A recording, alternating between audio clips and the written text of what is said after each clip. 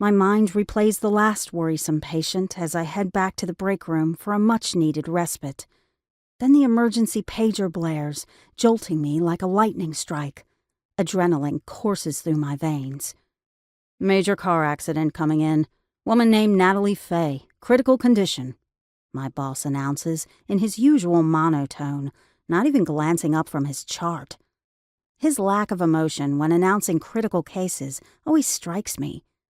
I can't decide if he's become utterly desensitized over the years or internalizes his feelings too deeply after decades in medicine. Either way, his detached demeanor never wavers, not even a fraction. When I was an intern in cardiac surgery, Dr. Arya Kumari kept her cool in the OR, even during tense open-heart operations.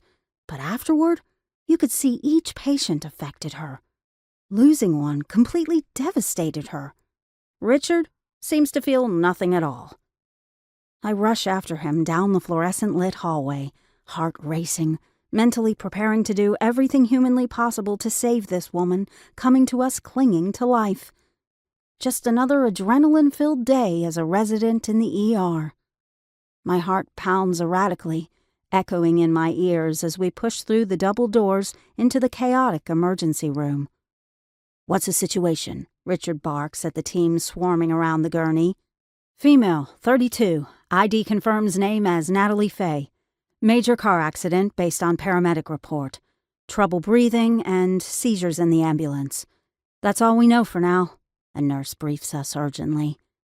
Richard nods slowly, almost solemnly, listening to the rapid-fire medical terms and vital signs being called out as the team evaluates her.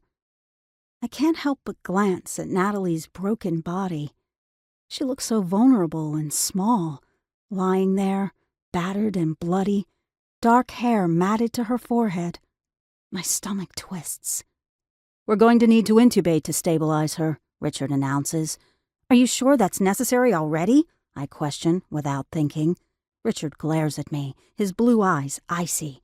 "Did I ask your opinion, Dr. Harris?" he snaps, suddenly abrasive, a stark contrast to his usual flirtatious tone with me. I raise my hands in surrender, not wanting to challenge my boss with everyone watching. I agree about the likely brain inflammation from trauma, but inducing a coma seems overly aggressive without further tests. From what I've seen, it often leads to more extended ICU stays and other risks associated with ventilation. Maybe a lighter sedation could work, but I won't question an experienced doctor's call. We leap into action without a second to spare, carefully inserting the endotracheal tube.